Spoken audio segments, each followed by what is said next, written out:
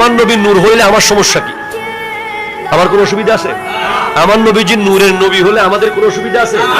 কোনো অসুবিধা নাই। জোর করে নবীজিকে নিজেদের কাতারে আনার দরকার নাই। কি বলে?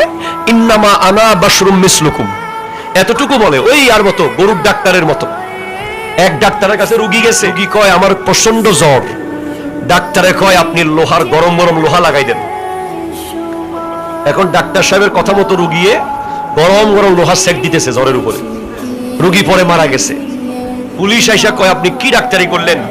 রুগী মাইরা ফেলাইলেন। কয় আমি তো বইয়ে পাইছি। ওই দেখান বই। দেখে বইয়ের এক পৃষ্ঠার শেষ লাইনে আছে যখন প্রচন্ড গা গরম হবে লোহা সেক দিবেন।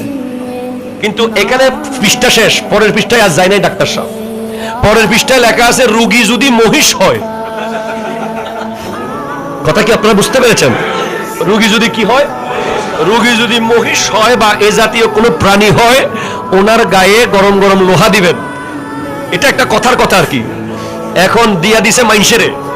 তো আমাদের দেশেও এরকম বহু মৌলবী আছে যারা যারা ইন্নামা আনা বাশরুম মিসলুকুম পর্যন্ত পড়েছে।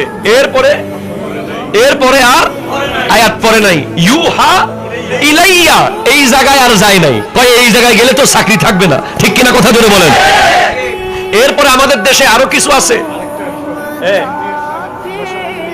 আল্লাহ আল্লাহ আল্লাহ আল্লাহ। এরপরে দেখবেন কয় শাফাত কেউ করতে পারবে না, একমাত্র আল্লাহই করবে। কি দলিল কি দেয়? লা ইয়ামলিকুনা শাফা, এতটুকু কইয়া ওয়াজ শেষ করে দেয়।